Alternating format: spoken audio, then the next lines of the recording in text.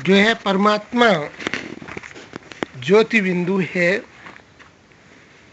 उस ज्योति की लीनता में लीन होना, ज्योति पर ध्यान एकाग्र करना, तभी तुम्हारे जीवन का उद्धार होगा। तो हमारे महापुरुषों ने भी उसे आसक्ति व ज्योति बिंदु व कहा है। परमात्मा ज्योति का अनेक रूपों से लोगों ने अलग अलग उल्लेखन किया, अलग अलग तरीके से माना है, लेकिन निराकार को संसार में सभी ने माना है।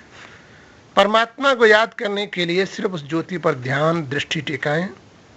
उस दृष्टि को टिकाते टिकाते आपके उस परमात्मा का साक्षात्कार होने लगेगा, और इसी प्रकार से करते करते मनुष्य अपने सारे संस्कारों से हरि हरि कर मुक्त हो जाएगा। इस प्रकार से परमात्मा की याद करते हैं।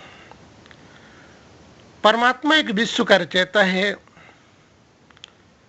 जिसे महात्मा बुद्ध ने भी उसी की याद करके बौद्ध धर्म की स्थापना की थी। बगैर उस परमात्मा के उन्होंने भी बौद्ध धर्म की स्थापना नहीं कर पाई। इसी प्रकार से शंकराचार्य ने परमात्मा की याद करके सन्यास धर्म की स्थापना की। मोहम्मद साहब ने याद करके मुसलमान धर्म की स्थापना की। उन्होंने नूर कहा है। कृष्ण ने गोपेश्वर परमात्मा शिव की स्थापना करके तब संसार के अत्याचार को मिटा पाया। राम ने रामेश्वर में परमात्मा शिव की याद करके तब उन्होंने संसार के अत्याचार का समापन किया। ईसा मसीह ने गॉड कहा, परमात्मा को गॉड प्रकाशवान बताया, तब उन्होंने ईसाई धर्म की स्थापना कर पाई। गुरु नानक ने ओमकार कहा। ओम सद में ब्रह्मा विष्णु महेश बिंदु को संकेत करते परमात्मा शिव का सूची चिन्ह। इस प्रकार से जितने भी संसार पर महापुरुष आए, उन्होंने बगैर परमात्मा के कोई कार्य नहीं कर पाया। अब इन धर्म पिताओं का क्यों जन्म हुआ? क्योंकि परमात्मा जब जब इस संसार पर अत्याचार भ्रष्टाचार बढ़ता है, तब तब परमात्मा इन देवताओं को संसार पर भेजता है और अत्याचार का समापन करवाता है। इसीलिए मनुष्य परमात्मा की याद करके अपने जीवन का उद्धार करता है, और जब तक संसार में मनुष्य उस परमात्मा की याद नहीं करता है, तब तक उसके जीवन का उद्धार नहीं हो सकता। इस प्रकार से वास्तविक हम सभी उस परमात्मा की याद करके अपने जीवन का उद्धार कर सकते हैं। जितने भी संसार पर धर्म पिता है, उन्होंने उसी परमात्मा की याद की, तभी उनके जीवन का उद्धार हुआ। गुरु नानक ने ओमकार कहा। ओम सद में ब्रह्मा विष्णु महेश बिंदु को संकेत करते परमात्मा शिव का सूचक चिन्ह है।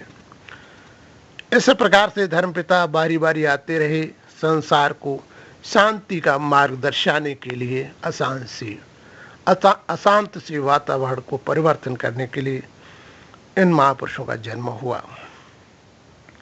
अब अंतर है कि इन देवताओं की याद करने में और परमात्मा की याद करने में क्या फर्क है। इन देवताओं की याद करने में कहीं डूब रहे हो, निकाल के पार पे खड़ा कर देंगे, लेकिन आपकी आत्मा के संस्कारों से मुक्ति नहीं दिला सकते हैं। परमात्मा की याद करने से मनुष्य अपने समस्त आत्मा के अपराधों से मुक्ति को प्राप्त करता है, इसीलिए परमात्मा की याद करता है। यही फर्क है देवताओं की याद करने में और परमात्मा की याद करने में। देवताओं की भी याद करने से तुम्हें उसी अनुसार से प्राप्ति होती है, परमात्मा की याद करने से सदाकाल की प्राप्ति होती है। क्योंकि देवताओं को संपूर्ण अधिकार नहीं होते हैं, वो अपने अधिकार के अनुसार से तुम्हें सहायता कर सकते हैं। परमात्मा एक सागर है जो तुम्हारी समस्त व्यवस्थाओं से मुक्ति को दिला सकता है। शिव और शंकर को मनुष्य एक मान लेता है, जबकि शिव और शंकर में अंतर है। शिव है कल्याणकारी, शंकर है विनाशकारी। शंकर जी के सर पर गंगा क्यों दिखाते? ज्ञान गंगा, वो भगवान की भक्ति में सदा लीन रहते हैं, तो ज्ञान की धारा बहती है, इसी को गंगा दिखाया जाता सर पे, बल्कि कोई पानी की धारा नहीं बहती। यदि पानी की धारा बहती तो मनुष्य कैसे रह सके, कैसे बैठ सके। इसलिए ज्ञान गंगा की धारा उनके सर पे दिखाएगी। चंद्रमा क्यों दिखाया जाता है? जब चंद्र कलाएं सब मनुष्य की समाप्त हो जाती हैं तब शंकर जी संसार का विध्वंस करते हैं। माला का ग्राउंड क्यों दिखाया कि शंकर जी जन्म मरण के चक्कर में नहीं आते हैं, और जब परमात्मा का आदेश मिलता तो संसार का विध्वंस करते हैं। सर्प और बिच्छू क्यों दिखाया जाता है? जो श्राप घोष इत्यादि गलत कार्य करने वालों का भी वो विध्वंस करते हैं, इसीलिए उनके गले का हार दिखाया जाता है। त्रिशूल क्यों दिखाया जाता है? सत्युग त्रेता में उनका कोई काम नहीं, कलयुग के अंत में आते हैं इसलिए डमरू दिखाते हैं। तो वास्तविक यदि अपने जीवन का परिवर्तन करना है, बदलाव करना है, तो अपने संस्कारों का परिवर्तन करो, तभी तुम्हारे जीवन का उद्धार होगा। शिव प्रतिमा पर धतूरा क्यों चढ़ाया जाता? धतूरा खाने से मनुष्य की मृत्यु भी हो जाती है। तो भगवान से हम प्रार्थना करते हैं कि प्रभु हम किसी को ऐसे शब्द न बोल दूं मेरे शब्दों द्वारा वो आत्महत्या कर ले, हमारे द्वारा किसी को दुख और शांति की व्यवस्थाओं की तरफ न पहुंच पाए। बैर क्यों चढ़ाते? बैर भाव को छोड़कर भाईचारे का संबंध स्थापित है। हे भगवान, जो मेरे अंदर कठोरता भरी हुई है, इस कठोरता को निकालकर नम्रता हमारे अंदर ला दो, हमारे से किसी को वैमनस्यता न रहे। जौकी वाली क्यों दिखाती हैं? जौका तिकर कुछ जाता है तो करकता रहता है। तो परमात्मा से कामना करते हैं प्रभु हम किसी को अशब्द ना कहें। अशब्द मनुष्य को बहुत समय तक याद रहते हैं और अच्छे शब्द 2 दिन में ही भूल जाता है, इसीलिए जौकी वाली चढ़ाते हैं। फूल क्यों चढ़ाते? फूल से प्यार सभी करते, कांटों से नहीं। गुड़ क्यों चढ़ाते? गुड़बान बना दो। फूल क्यों चढ़ाते? फूल से प्यार सभी करते, कांटों से नहीं। फूल समान भगवान हमारे आचार विचार बना दो, जो हमसे कोई नफरत ना रखे। पानी क्यों चढ़ाते? पानी वश से लेकर हच्ची को स्वच्छ बनाता, तो भगवान पानी समान स्वच्छ और निर्मल बना देना। बेल पात क्यों चढ़ाते? बेल के पात में 3 पात होते, कर्ता करण करावन हार। डंठल परमात्मा शिव का सूचित चिन्ह होता है। शिव प्रतिमा में 3 लकीरें क्यों दिखाई जाती? ब्रह्मा विष्णु महेश बिंदु दिखाया जाता, परमात्मा शिव का सूचित चिन्ह है। फाउंडेशन वो सभी को साधने वाला है। शिव प्रतिमा के साथ नंदीगढ़ क्यों दिखाया जाता है? कि परमात्मा जब भी इस पृथ्वी पर आता है तो किसी का माध्यम लेता है, बल्कि जन्म नहीं लेता है, इसलिए दिखाया जाता है। शिवरात्रि क्यों मनाई जाती है? जब संसार पर काम क्रोध लोभ मोह अहंकार का बोलबाला होता है, मनुष्य के विचार सात्विक नहीं रहते हैं, स्वार्थी हो जाते, ऐसे समय पर परमात्मा आते हैं। परमात्मा की याद करने से काम क्रोध लोभ मोह अहंकार को निकाला जा सकता है। वैसे ये दिखाई नहीं देते हैं, बारी बारी तुम्हारी आत्मा को प्रेरणा देते रहते हैं, तुम्हारे मन का को चंचल बना देते हैं, जिस कारण आप उनके अधीन बने रहते हो। जब परमात्मा की याद करते हो तभी काम क्रोध लोभ मोह अहंकार पर विजय प्राप्त कर सकते हो। 5 विकार ही माया का दरवाजा कहते हैं। काम माने गलत कार्यों पर मनुष्य की बुद्धि नहीं होनी चाहिए। गलत कामनाओं से मनुष्य का विवेक खो जाता है और समस्याओं का सामना करना पड़ता है। क्रोध मनुष्य के विवेक खो देता है, वो न्याय नहीं कर पाता है। जैसे दुर्योधन क्रोधवश पांडवों के राज्य को हड़पने के चक्कर में पड़ गया। तो क्रोध कभी भी हर प्राणी का सर्वनाश करवाता है, इसलिए हमें क्रोध नहीं करना चाहिए। लोभ धृतराष्ट्र को लोभ ना आया होता तो जो है उनके पुत्रों का सर्वनाश ना होता और उनके जीवन का बदलाव ना होता। इसलिए लोभ भी मनुष्य को नहीं करना चाहिए। लोभ भी मनुष्य के जीवन के लिए हानिकारक है। पुत्र का मोह भी नहीं करना। पुत्र के मोह की वजह से धृतराष्ट्र ने न्याय नहीं कर पाया था। दुर्योधन ने अहंकार के वश में होकर उन्होंने अपना अच्छा बुरा नहीं सोचा था, तो लास्ट में दुर्योधन का सिर उठाने वाला भी नहीं रहा था। तो विचार करो, इस प्रकार से हम इन विकारों पर यदि हमें इस चीज महापुरुषों से सीख लेना चाहिए, जो हमारे महापुरुषों से गलतियां हुई जिसका परिणाम उन्होंने भोगा, और आज हम उन चीज़ों पर ध्यान दें। यही दिखाया गया हमारे गीता के अंदर कि मनुष्य को अपने जीवन में इन चीज़ों का बदलाव करना चाहिए, और जब तक इसका बदलाव नहीं करेंगे तब तक हमारे जीवन का उद्धार हो नहीं सकता। तो परिवर्तन हमारे जीवन का आधार है और हमें परिवर्तन कर लेना चाहिए। इसके बाद मनुष्य कहता है कि परमात्मा सभी के अंदर होता है। यदि सभी के अंदर परमात्मा होता तो आज मनुष्य का ये हाल ना होता। परमात्मा मनुष्य के अंदर नहीं है, बल्कि आत्मा परमात्मा की संतान है। वृक्ष की पूजा लोग करते हैं तो वृक्ष में भगवान थोड़ी होता है, लेकिन भक्त की भावना के अनुसार से वृक्ष से भगवान को प्रकट होना पड़ता है। तो इस प्रकार से मनुष्य अपने सच्चे विचार से भगवान तक पहुंच सकता है और अपनी बात भगवान से कह सकता है और भगवान से अब सहायता ले सकता है। शास्त्र पढ़ने से यदि परमात्मा प्राप्त हुआ होता तो शास्त्री जी डेली कथा भागवतें करती, फिर भी उनके संस्कारों का बदलाव क्यों नहीं होता। परमात्मा कहता है कि जब तक कर्म मनसा वाचा कर्मणा का परिवर्तन नहीं करोगे तब तक तुम्हें वेद शास्त्र पढ़ना व तीर्थ स्थान में जाना, सत्संगों में जाना मिथ्या है। जब तुम स्वयं अपने संस्कार बदलोगे तभी उसका लाभ प्राप्त होगा। जैसे आग में ईंट डालो तो आग अपने गुण ईंट में छोड़ देता है, इसी प्रकार से परमात्मा से प्यार करने वाले प्राणी के अंदर परमात्मिक गुणों का आभार होने लगता है, आश्री गुण उसके अंदर से निकलने लगते हैं। इसीलिए मनुष्य परमात्मा की याद करता है। मनुष्य बीमार हो जाता है तो भगवान से प्रार्थना करता है, प्रभु मेरी सुन लो और हमें इस दुख से निवारण करो। और निवारण होने के बाद वो भगवान को बूझता ही नहीं, भगवान के बारे में सोचता ही नहीं।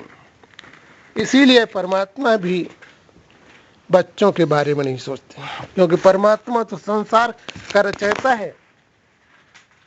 लेकिन जब बच्चे परमात्मा के से स्तुति और परमात्मा के साथ व्यवहार अच्छा नहीं करेंगे तो परमात्मा बच्चों की क्यों सुनेगा। इसी प्रकार से मनुष्य भगवान से सहायता नहीं ले पाता है।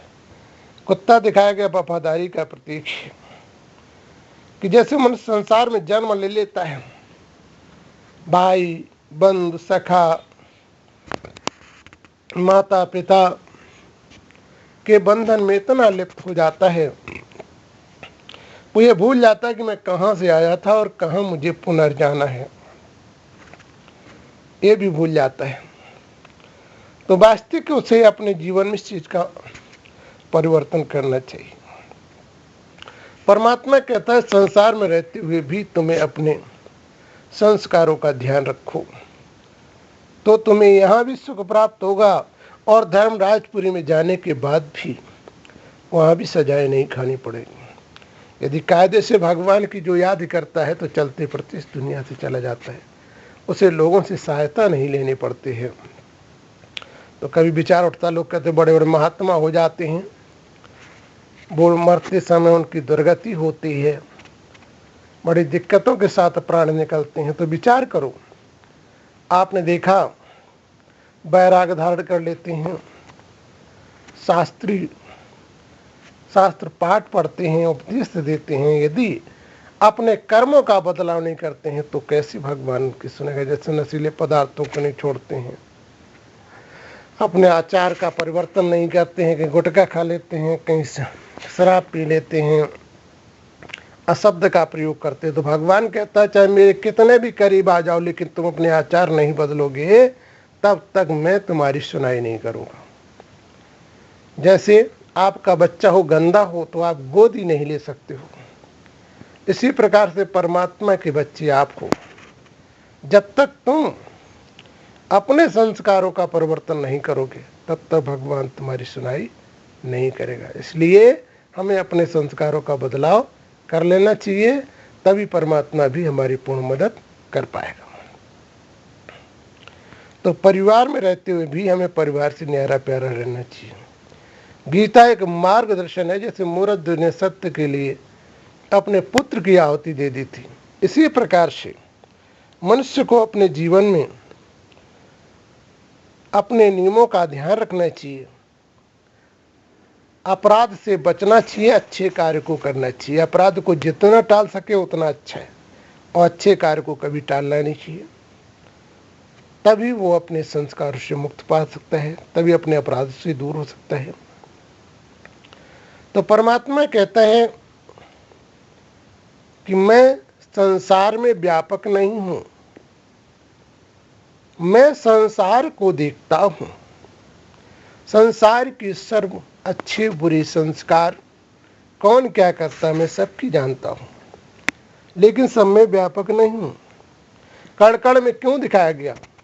क्योंकि आत्मा का रूप कण के समान होता है और आत्मा की पुकार परमात्मा सुनता है। घट घट में क्यों दिखाया गया कि आत्मा प्रत्येक शरीर में निवास करती है? तो परमात्मा ने आत्मा को स्वतंत्र छोड़ दिया, जैसा आत्मा करती है उसी अनुसार से आत्मा को भोगना पड़ता है,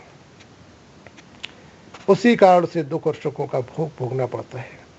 तो वास्तविक हम अपने संस्कार बदलें, तभी परमात्मा हमारी पूर्ण मदद करेगा। इसलिए परमात्मा सर्वव्यापी नहीं है, सर्वशक्तिवान है। कहीं पर भी परमात्मा को बुलाओगे परमात्मा वहीं उपस्थित होगा, लेकिन परमात्मा सभी के अंदर नहीं है। इस प्रकार से उस परमात्मा की याद करके मनुष्य अपने संस्कारों से का परिवर्तन कर सकता है।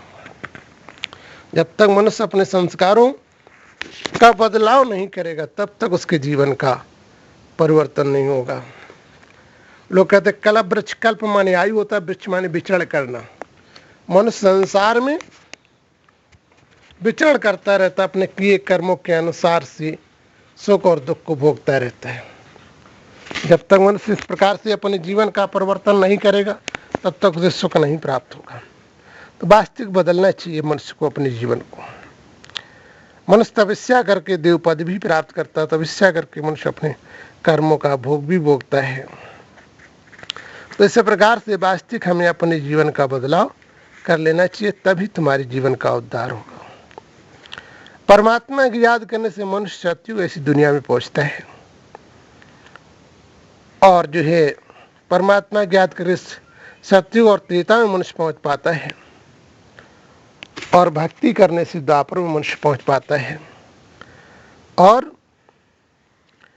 स्वार्थी भक्ति करने वाला मनुष्य कलयुग में पहुंचता है।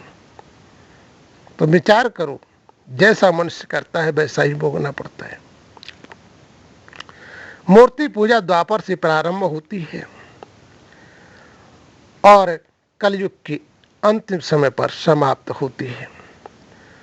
कलयुग में पुजारी भी स्वार्थी होते हैं, नाम देवियों का रखते हैं और स्वयं खा जाते हैं, अपने आचार नहीं बदलते हैं। साधु सम्मेलन करते हैं शांति के लिए, राजनेता शांति सम्मेलन करते, लेकिन दिनों दिन शांति बढ़ती रहती है। क्यों? कि मनुष्य अपने कर्मों का परिवर्तन नहीं करता, स्वार्थ की अवस्था में भागता रहता है, इसीलिए संसार अशांति की तरफ बढ़ता रहता है। 84 जन्मों की 84 जन्म में आत्मा भ्रमण नहीं करती है, 84 जन्म लेती है। जैसे मनुष्य मनुष्य होता है, पशु पक्षी नहीं होता है। जैसे मनुष्य ने शरीर त्यागा तो जो है जाके मनुष्य मनुष्य ही हुआ। जैसे भेड़ दिखाते थे, भेड़ का मतलब क्या है कि मनुष्य इस संसार में अच्छे बुरे को न देखकर भीड़ देखकर उसी का सहयोग करना प्रारंभ कर देता है। लेकिन परमात्मा कहता है कि तुम्हें कोई भी न्याय करने से पहले उसे देखना चाहिए कि सत्य या असत्य, तभी सहयोग करना चाहिए, वरना भीड़ देखकर उसका सहयोग नहीं करना। जैसे भेड़ एक कुएं में गिर जाए तो सारी जाकर वो गिर जाएंगे, वो ये नहीं सोचेंगे हम मरेंगे या जीवित रहेंगे। इस प्रकार से मनुष्य विवेकशील है, उसे हर कार्य को सोच समझ के करना चाहिए। इसलिए मनुष्य भीड़ में नहीं जाता है। मनुष्य भेड़ कैसे गुड़ हो जाते हैं। सर्प दिखाया गया, सर्प जैसे कितना भी दूध पिलाओ, यदि उसे छेड़ देते तो डस लेता है। इसी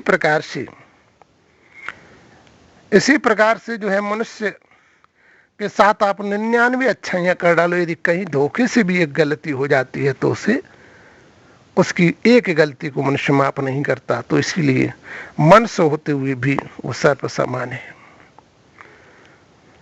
उसकी 99 अच्छाइयां भूल जाता है एक गलती पर। इधर दिखाया गया जैसे बंदर है, कामी क्रोधी लोभी मोह अहंकार होता है, इसी प्रकार से मनुष्य काम क्रोध लोभ मोह अहंकार की वासनाओं में भागने लगता है। तो मनुष्य होते हुए बंदर समान माना जाता है।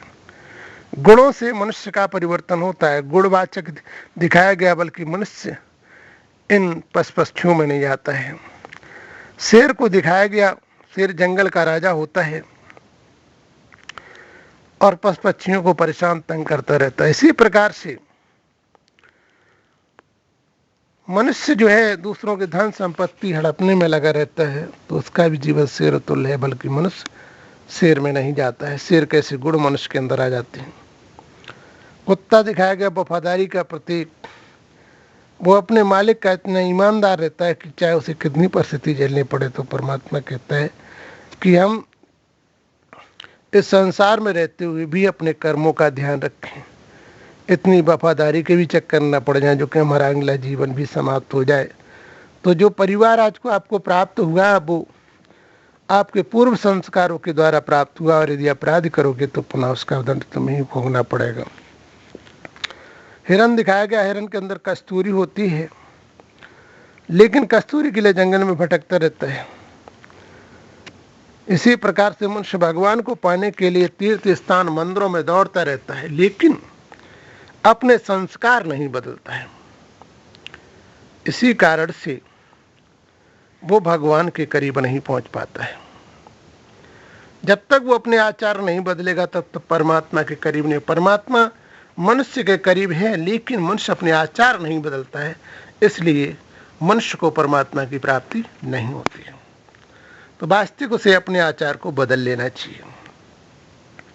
जैसे गन्ना लगाओ तो गन्ना उत्पन्न होता है, आम लगाओ तो आम उत्पन्न होता है, इसीलिए मनुष्य मनुष्य होता है, जैसे कर्म करता उसी अनुसार से भोगना पड़ता है। मनुष्य होते लूले लंगड़े अपाहिज रोगी असहाय घर नहीं, ये सारी जो समस्याएं मानव जीवन के अंदर आती हैं वो सारी समस्याएं मनुष्य के कर्म के अनुसार होती हैं। इसीलिए मनुष्य को अपने कर्म के संस्कारों को बदल लेना चाहिए। जब तक मनुष्य अपने कर्म के मनुष्य कलयुग के अंतिम चरण की स्थिति, जिस समय संसार पर काम क्रोध लोभ मोह अहंकार का बोलबाला होता है, पृथ्वी भी अशांत व्यवस्था में हो जाती है, और ऐसे समय पर नदियां घाट छोड़ जाती हैं, लड़कियां अपनी इच्छा अनुसार वर चुनने लगती हैं, अन्न पूड़ियों में बिचने लगता है, गाय भिष्ठा खाने लगती है, आश्रमों के नियम परिवर्तित हो जाते हैं। तो वास्तविक जो है ऐसे समय पर इस संसार पर परमात्मा पुनर्चेतावनी के लिए अलौकिक जन्म धारण करता है, जिसे कलंकी अवतार भी कहा जाता है। कलंकी अवतार क्यों कहा जाता है? कि परमात्मा मां की ओर से जन्म नहीं लेता है, अजन्मा है, पर काया प्रवेश करके संसार का परिवर्तन करता है, संसार को शिक्षा देकर चला जाता है। तो इस प्रकार से परमात्मा संसार में कार्य करता है। जिस प्रकार की स्थिति कैसी, जैसे कुंभकर्ण दिखाया, कुंभ माने घड़ा, कड़ा माने कान, जिसके कान घड़े के समान हो। घड़े में जैसे आवाज बोलो तुरंत वापस चली जाती है। तो कोई प्राणी ऐसा नहीं होता 6 महीने सोता था 6 महीने जागता था, लेकिन हकीकत क्या थी कि 6 महीने में एक दिन उसे याद रहता था कि मैंने कहीं अच्छाई की है, और अच्छाइयों के लिए दौड़ता था, और इसके पश्चात वो 6 महीने तक शांत व्यवस्था में बैठ जाता था। इसीलिए उसे दिखाया गया, शिवपुत्री ज्ञान दे रही है, इधर वो सुन रहे उधर निकाल देते हैं कि परमात्मा एक ज्योति बिंदु है, उसके ध्यान करके अपने जीवन के अपराधों से मुक्त हो जाओ। तो अपने आत्मिक संस्कारों से मुक्ति पाने के लिए ईश्वर की याद करो। उन्होंने सुना, और सुनने के बाद पुनः फिर मायावी संस्कारों की तरफ चले गए। फिर 6 महीने बाद एक दिन याद आई। अंधकार में भटकना, अज्ञान नींद में सो जाना, माना बुराइयों की तरफ चले जाना, अच्छाइयों को छोड़ देना, इसी को रात्रि दिखाया गया, इसी को सोना कहा गया। लेकिन ऐसा संसार पे कोई प्राणी नहीं हुआ जो 6 माह सोता हो और एक दिन जागता हो। वो इस प्रकार से दिखाया गया। इसीलिए जो है कुंभकर्ण कहा गया। तो वास्तविक हमें अपने जीवन में अच्छाइयों को भी धारण करते रहो, क्योंकि संसार पर छोड़ के तुम्हें एक दिन जाना पड़ेगा, अपने कर्मों का परिवर्तन करना पड़ेगा। जब अत्याचारी पैदा होते हैं, तब राम ऐसे देव पृथ्वी पर उत्पन्न होते हैं।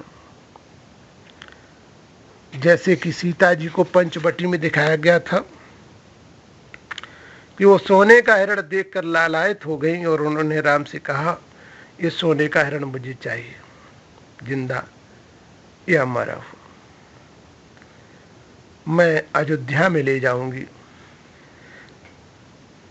तो विचार करिए, रामचंद्र जी से उन्होंने हट कर ली तो रामचंद्र जी को मारीच के पाछे दौड़ पड़े और जैसे ही बारिश को मारा वैसे ही उसने कहा, हाय लक्ष्मण, हाय सीता।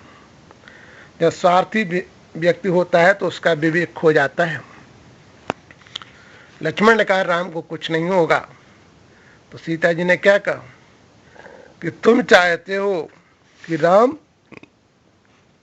की मृत्यु हो जाए, सीता हमें प्राप्त हो। उस समय जो है बड़े भाई की स्त्री को लोग, छोटा भाई माँ के समान समझता था, मर्यादा करता था। जब इस प्रकार से कहा तो उन्होंने कहा, माँ मैं इस रेखा को खींच के जा रहा हूं और आप रेखा को पार नहीं करना। लेकिन जब स्वार्थी व्यक्ति होता है तो उसका विचार बदलता नहीं। जैसे रावण ने ब्राह्मण का वेश बनाकर आए और उनसे कहा, सीता भिक्षा दे दो, और यदि तुमने भिक्षा नहीं दी तो तुम्हारे पति की मृत्यु हो जाएगी। रावण जो है रेखा के अंदर प्रवेश नहीं कर पाया तो उसने कहा कि मुझे खुली भिक्षा दो। जैसे ही सीता रेखा को पार किया, रावण ने उसका हरण कर लिया और कहाँ ले गया, अशोक बैठकर, जहां पर नाना प्रकार से राक्षसों ने उसे तंग किया। तो इसी प्रकार से जो पंचवटी दिखाएगी, पंचवटी का अर्थ है कि 5 तत्वों का हमारा शरीर है, इसमें आत्मा निवास करती है। और जब आत्मा अपने स्वार्थ की तरफ भागने लगती है तो भगवान से वो दूर हो जाती है। आत्मा को सीता का रूप दिखाया गया और वो स्वार्थ में मगन हो जाती है। उसी प्रकार से दिखाया गया कि सीता स्वार्थ में जब लीन हुई तो उधर जो है राम से उनका बिछोर हो गया और सीता जी को रावण हर ले गया। लक्ष्य मनुष्य का बिगड़ता है तो उसका कोई साथ नहीं देता। इसी प्रकार से आज भी यदि हमारे परिवार में कोई अपने लक्षण को बिगाड़ लेता है, कीड़ा लेता, तो लोग उसका साथ नहीं देते हैं। तो रामायण हमारी ये सिखाती है कि रामचरित मानस मतलब मनुष्य के चरित्र को चलने का मार्ग दर्शाती है।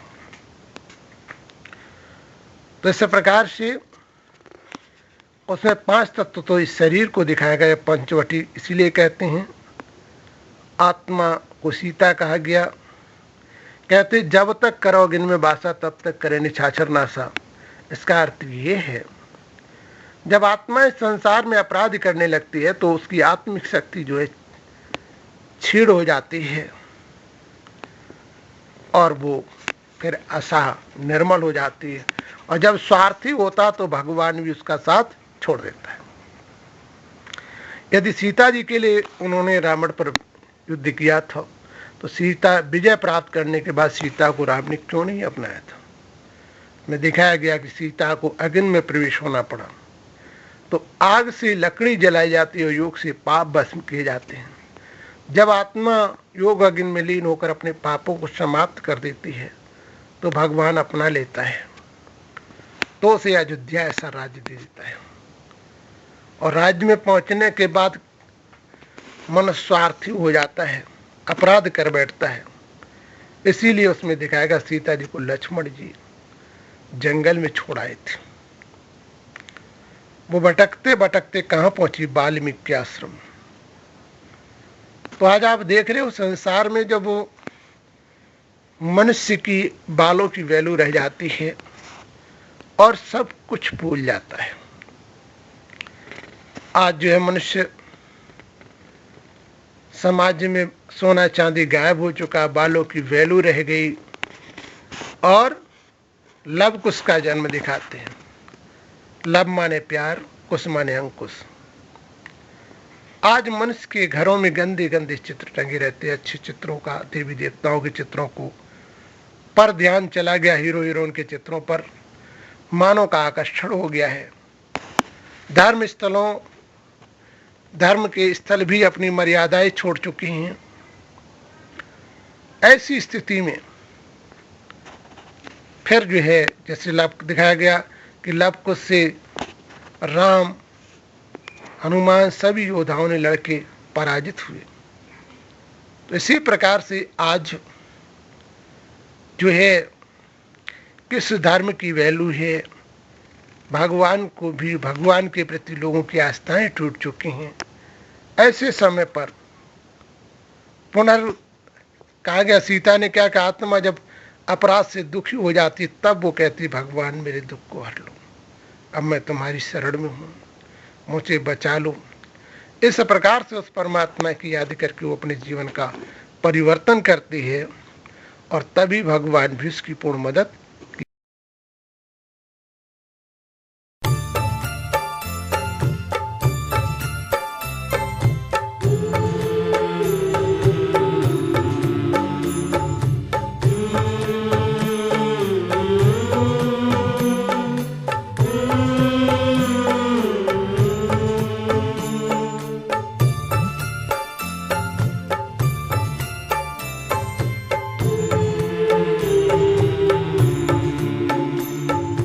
प्रभु तेरे